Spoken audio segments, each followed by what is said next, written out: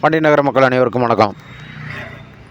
நம்ம மதுரை மீனாட்சி அம்மன் கோயிலுக்கு சொந்தமான இடத்துல பார்த்திங்கன்னா அறநிலைத்துறை பக்தர்கள் தங்கும் விடுதி செமையாக கட்டியிருக்காங்கன்னு கூட சொல்லலாம்.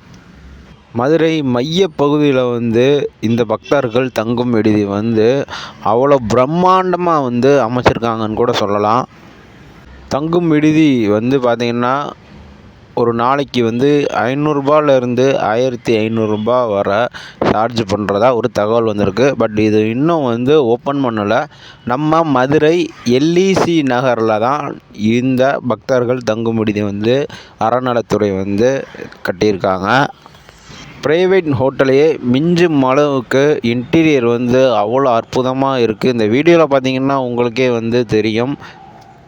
இதில் ஏசி ரூம், ஏசி இல்லாத room, non AC room, single room, நிறையா விதவிதமாக டபுள் ரூம், சிங்கிள் ரூம், சிங்கிளில் ஏசி, நான் ஏசி, இந்த மாதிரி விதவிதமாக பக்தர்களுக்கு ஏற்றவாறு இந்த கட்டட அமைப்பு இருக்குது. ஸோ அதற்கு ஏற்றாப்புலேயும் ப்ரைஸ் டிஃப்ரென்ஸ்லாம் வரும். ஸோ மிக விரைவில் இது மக்கள் பயன்பாட்டிற்கும் வந்துடும், பக்தர்கள் பயன்பாட்டிற்கு வந்துடும் நம்புகிறேன். மீண்டும் மற்றும் ஒரு நல்ல வீடியோவில் நான் உங்களை சந்திக்கிறேன். நன்றி.